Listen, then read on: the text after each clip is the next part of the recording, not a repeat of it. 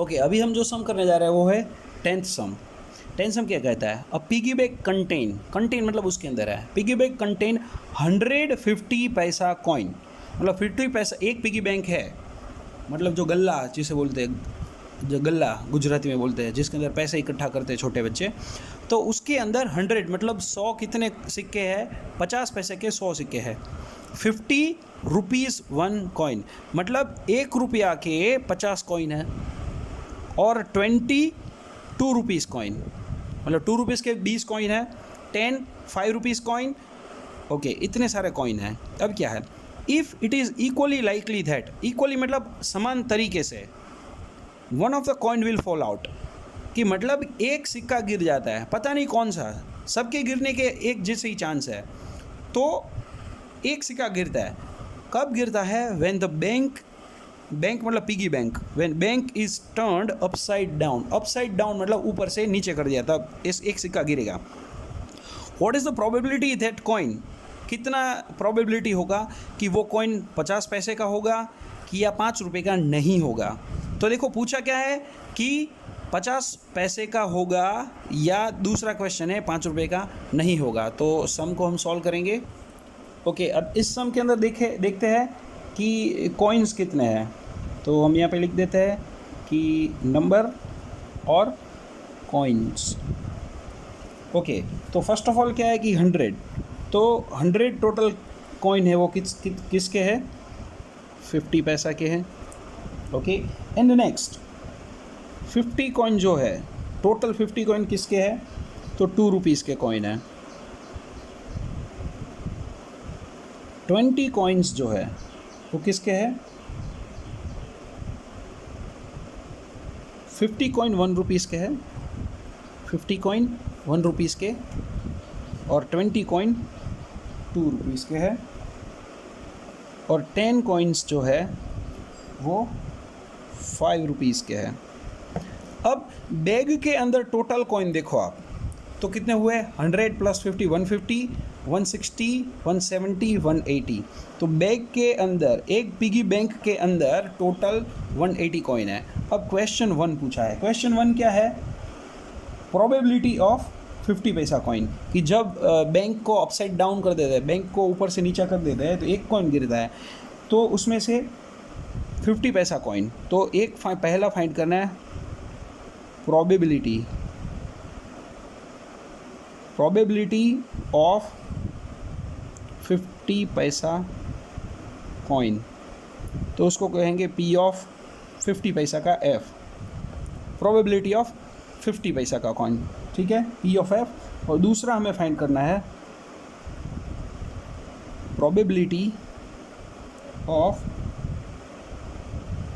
Not 5 rupees coin. तो 5 rupees coin को हम P ऑफ E मतलब 5 रुपये की कॉइन की प्रोबेबिलिटी, लेकिन 5 रुपये का नहीं होना चाहिए, मतलब P ऑफ E बार। समझ में आया? ये अच्छे से देखना, प्रोबेबिलिटी ऑफ नॉट 5 रुपीज़ मतलब E हो जाएगा प्रोबेबिलिटी ऑफ 5 रुपीज़ का, और E बार मतलब नॉट 5, ये ध्यान रखना। प्रोबेबिलिटी ऑफ E लेंगे हम 5 रुपीज़ का, और E बार मतलब नॉट 5 रुपीज़, ये याद रखना ये चीज़, ठीक है। तो पहला हम फाइंड करते हैं, पहला सॉल्व करते हैं हम, फर्स्ट सॉल्व करते हैं प्रोबेबिलिटी ऑफ 50 पैसा।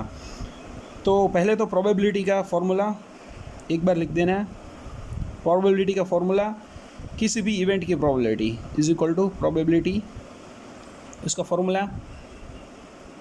Total number of favourable outcomes divided by total number of possible outcomes। Okay, now एक बार फॉर्मूला लिखना ज़रूरी है। अब पहला सॉल्व करते हैं P ऑफ F मतलब प्रोबेबिलिटी ऑफ 50 पैसा कॉइन। तो पहला P ऑफ F फाइंड करते हैं, प्रोबेबिलिटी ऑफ 50 पैसा कॉइन। तो टोटल नंबर ऑफ फेवरेबल, यहाँ पे फेवरेबल कौन है? 50 पैसा। तो 50 पैसा के कॉइन कितने हैं? 100। तो 50 पैसा के 100 coin divide by total coin कितने हैं? 180। तो 180 ये 0 0 कट, बच गया 10 डिवाइडेड बाई 18। इसको और ज़्यादा डिवाइड करके 5 2 ज़ा 10 और 9 2 ज़ा 18। तो प्रोबेबिलिटी ऑफ 5 रुपीज़ कॉइन हो जाएगा 5/9। तो यहाँ पे आपको आंसर जो आया वो लिखना है प्रोबेबिलिटी ऑफ गेटिंग 50 पैसा कॉइन। 50 पैसा कॉइन का प्रोबेबिलिटी कितना होगा 5/9। ओके, नेक्स्ट हमारा जो सम है, नेक्स्ट जो क्वेश्चन पूछा है सेकेंड नंबर का, तो है find the probability of getting not 5 rupees coin. तो प्रोबेबिलिटी इज इक्वल टू, हम इसको क्या लिखेंगे, इसको नॉट 5 रुपीज़ का प्रोबेबिलिटी लिखेंगे ई बार। ई बार मतलब प्रोबेबिलिटी, बार मतलब नॉट ई बार। तो पहले तो नॉट 5 रुपीज़ कॉइन पूछा है ना, नॉट 5 रुपीज़ पूछा है तो हम क्या करेंगे 5 रुपीज़ का पहले फाइंड कर लेंगे। जो नॉट पूछा है तो उसका उल्टा करेंगे। Probability of getting 5 rupees coin. अब नोट में इधर देखो बार लगा है तो हम इसमें बार नहीं लगेंगे, प्रोबेबिलिटी ऑफ ई कह देंगे। प्रोबेबिलिटी ऑफ ई मतलब गेटिंग 5 रुपीज़ कॉइन और ई बार मतलब नॉट गेटिंग। ओके, तो 5 रुपीज़ के कॉइन की प्रोबेबिलिटी फाइंड करेंगे तो P of E is equal to क्या होगा। अब देखो 5 रुपीज़ के कॉइन कितने हैं 10, तो 5 रुपीज़ के coin 10 divide by total coin 180, 0 0 cut, probability इसका आ गया 1 डिवाइडेड बाई 18। ओके, अब यहाँ पे देखो probability of getting not 5 rupees और गेटिंग 5 रुपीज़।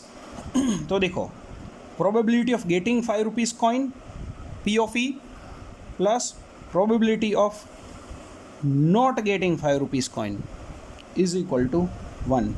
ये है एक फॉर्मूला। फिर से बताता हूँ, probability of getting 5 rupees plus probability of not getting 5 rupees is equal to 1। तो प्रोबेबिलिटी ऑफ गेटिंग 5 रुपीज़ हमने अभी यहाँ पे फाइंड किया 1/18। पी ऑफ ई क्या है 1/18, तो इसको लिखिएगा 1/18 प्लस ये तो पता नहीं है तो इसलिए इसको फाइंड करना है, तो हमें ऐसे ही लिख दो 1। अब ये इधर प्लस में है उस साइड चला जाएगा तो माइनस, तो P of E bar is equal to 1/-1/18, 1 - 1/18। Cross multiplication, इसके साथ मल्टीप्लिकेशन 1 × 18, यहाँ डिवाइड में कुछ नहीं है तो इसको ऐसे ही रख देंगे -1 डिवाइड बाई, यहाँ पे कुछ नहीं है इसलिए 18। Okay, 18 × 1, 18 - 1 divided by 18, 18 - 1 17 divided by 18। तो ये आंसर आ गया। यहाँ से इसको डायरेक्ट नीचे, probability of not getting 5 rupees is equal to 17/18। ये हो गया आपका दूसरा आंसर। अब देखो मैं आपको बताऊं, इसमें ना 2 मेथड से कर सकते हैं। एक मेथड हमने कौन सा किया कि पहले प्रोबेबिलिटी ऑफ, देखो क्या क्वेश्चन था, हमें फाइंड करना था नॉट 5 रुपीज़ का। तो हमने क्या किया, नॉट 5 रुपीज़ था तो उसके अंदर हमने पहले 5 रुपीज़ का फाइंड किया, फिर उसको 1 में से माइनस करा दिया। दूसरा हम क्या कर सकते थे, इसमें नॉट 5 रुपीज़ कौन कौन होते हैं, तो नॉट 5 रुपीज़ 50 पैसा, 1 रुपीज़ और 2 रुपीज़। ठीक है, तो इन तीनों का टोटल कर ले, तो इन तीनों का टोटल हो जाता है 100 + 50 + 20। तो ये हो गया आपका 160। तो 160 डिवाइडेड बाई, सॉरी ये 170 हो गया, 170 डिवाइडेड बाई 180, 0 0 कट, आपका आंसर आ गया ये। पर ये 2 तरीके हैं, ये देखो आ गया 17 divide by 18, probability of not 5 rupees का 17/18, और ये डायरेक्ट तरीका। लेकिन ये मैंने आपको क्यों बताया, देखो ये वाला पहले वाला सम था उसमें डायरेक्ट तरीका था, नॉट ग्रीन कौन कौन से थे, ये दोनों नॉट ग्रीन थे। इसमें हमने क्या किया, ग्रीन फाइंड किया और 1 में से माइनस कर दिया तो भी आंसर आया। 2 तरीके हैं नोट के फाइंड करने के। ठीक है, ओके।